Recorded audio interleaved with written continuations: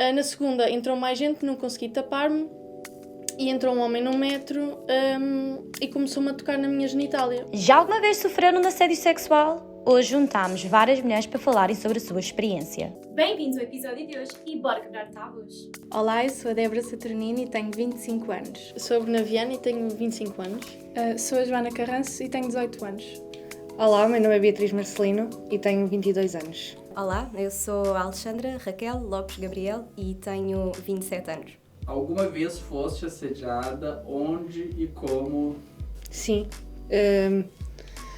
já fui assediada algumas vezes, principalmente nas ruas. Tenho 27 anos, portanto, ao longo do tempo já ocorreram algumas situações. Isto é um bocado comum a todas as mulheres. O assédio começa a ser muito cedo, desde que entramos na adolescência, então acho que posso falar por muitas mulheres quando digo que começa com aquele...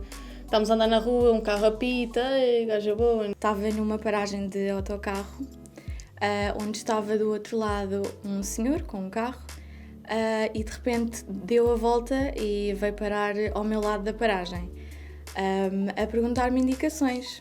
E eu inocentemente dei-lhe as indicações que ele precisava e comecei a ver uma coisa assim esquisita, assim, com a mão. Pronto, de repente eu olho, inocentemente, não fazia ideia e ele estava-se a masturbar. Ainda não estávamos em pandemia, portanto, e foi um homem que começou-me a agarrar no meio da rua e eu comecei a entrar em pânico, a chorar, e o homem a agarrar até veio um senhor e pronto, e ajudou nessa situação.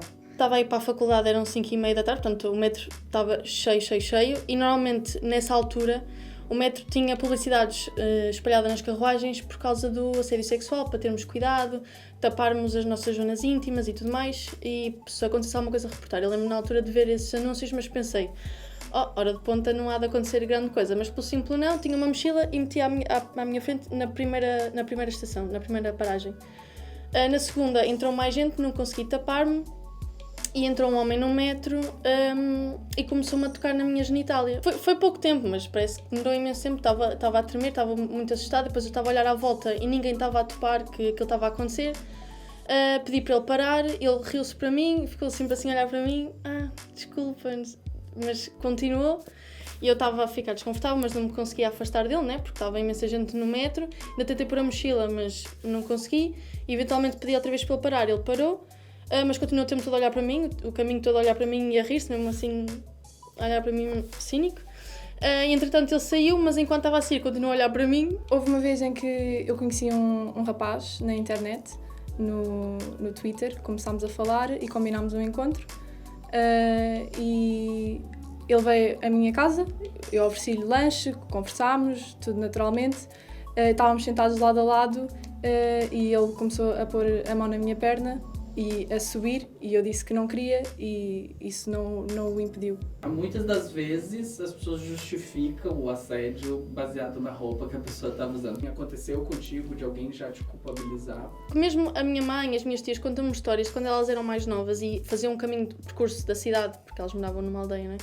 Da cidade para a terrinha a pé, e imensos homens lhe mostravam a genitália quando elas tinham 12, 13, 14 anos e iam atrás delas, e elas normalizam muito isso da questão de é um homem mais velho, pronto, dá-se a benesse de que pronto, ele não percebe, não sabe o que é que está a fazer, não é má intenção. A roupa não define a personalidade, não define abertura para um limite em que a pessoa possa entrar e desrespeitar só porque uma pessoa está com uma roupa mais colorida, menos a tapar os braços, mais decotada. Não podemos entrar por aí. A roupa não é um fator, o que é o fator é o que está na mentalidade e na cabeça das pessoas que estão a cometer o assédio. Mas nunca me disseram a mim diretamente. Mas eu pessoalmente deixo de usar certas coisas por causa disso. Já tentou ajuda com a polícia? Como que foi? Foi bem recebida ou não? Nem tentou assim? Não, sinceramente nunca tentei ir à polícia apresentar queixa ou assim. É uma coisa que acontece tantas vezes, ou seja, o que é que eles me podem dizer? Sim, menina, o que é que quer que eu faça? As pessoas ouvem, concordam, sim, realmente isso é desconfortável, mas agir, poder atuar perante isso é muito complicado. Eu acho que as pessoas ainda estão muito na fase de deixa passar. E isso não é normal. Não é normal e eu acho que cada vez mais temos que perceber que não podemos deixar passar. Não podemos deixar passar porque isto vai se prolongar no tempo e isto tem um impacto na vida do dia-a-dia das pessoas. Uma simples palavra, um simples ato pode mudar o dia-a-dia daquela pessoa. A primeira pessoa a quem eu contei em relação a essa situação foi o meu atual namorado e perguntou-me uma coisa que eu gostei muito, que foi se eu sentia necessidade de que ele me protegesse em alguma situação. Eu achei interessante a pergunta porque ele não se convenceu sozinho de que precisava de me proteger. Perguntou se eu queria proteção e eu disse-lhe que não, porque já estava habituada a lidar com essas situações e que a partir de agora tinha mecanismos para me defender. Por que tu acha que acontece diariamente com as mulheres? É uma boa pergunta. Gostava de ter uma resposta, mas não lhe sei dizer. Eu acho que é muito cultural, esta questão dos homens, porque isto acontece maioritariamente às mulheres, né? Dos homens acharem que podem e que têm esse poder e esse domínio em relação às mulheres, porque nós, como somos o elo mais fraco, eles podem fazer as coisas porque lhes é incutido que podem fazer as coisas e podem mandar um bitite ou outro e que é tranquilo porque nós temos é que ouvir, calar, não respondemos porque somos ensinadas a não responder, porque se responder pode correr mal. Porque desde muito novos e novas que somos ensinados que sexualmente as mulheres estão no lugar de submissão e os homens estão no lugar de liderança, de dominância.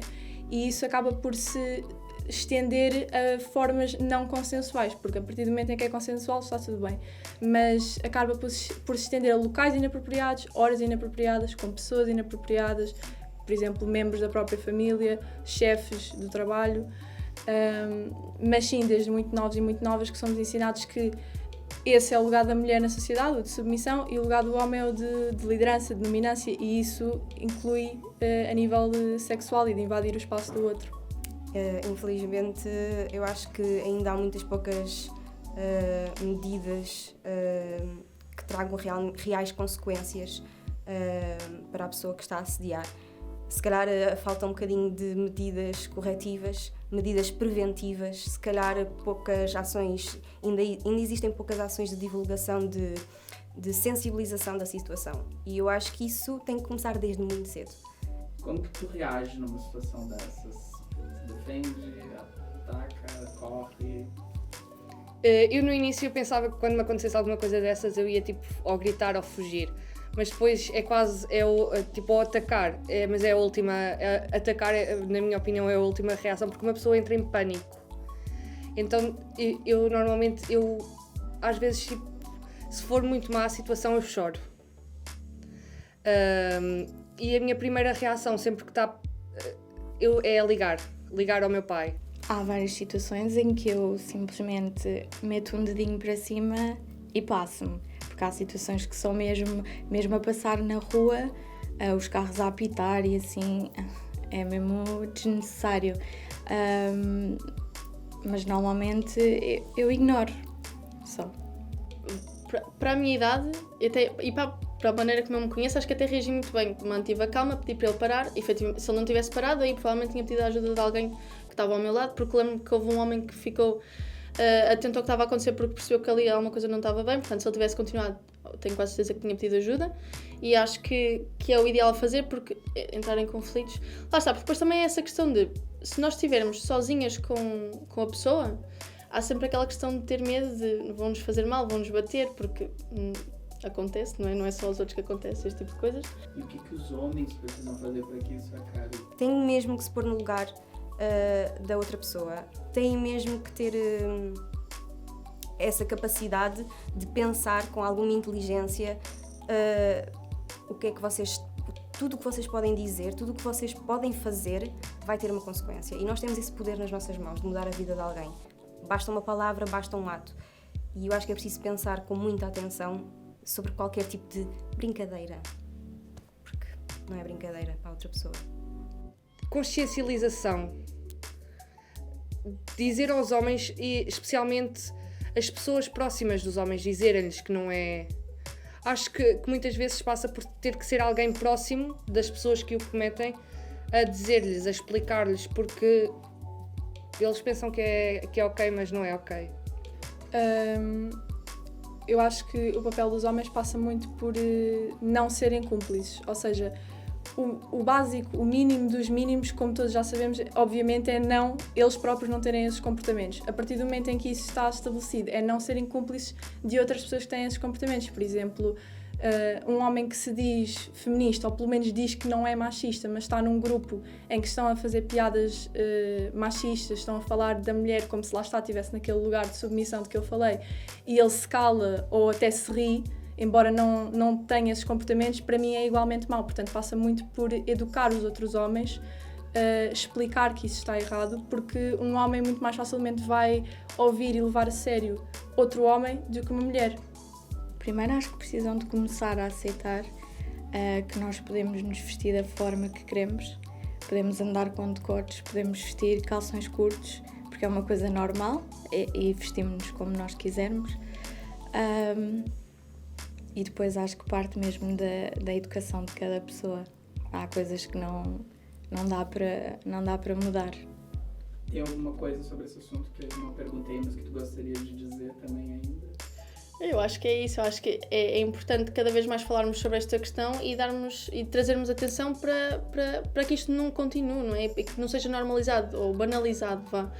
Não falem, têm que falar, têm que se expressar e têm que contar, especialmente fazer isto, andar, como se dizia, andar de boca em boca, porque isto há de chegar a algum lado, havemos todas juntas, há de chegar a algum lado. Sim, eu acho que é importante partilhar e falar abertamente sobre qualquer situação que vos tenha constrangido, com amigas, com alguém no vosso trabalho. Tentem, por favor, falar com alguém, expor a vossa situação, por mais insignificante que vos possa parecer, não é insignificante, não normalizem, porque não é normal. Eu gostava que todas as mulheres tivessem consciência de que, sobretudo, de que não é culpa delas. Quando isso acontece, não é culpa delas.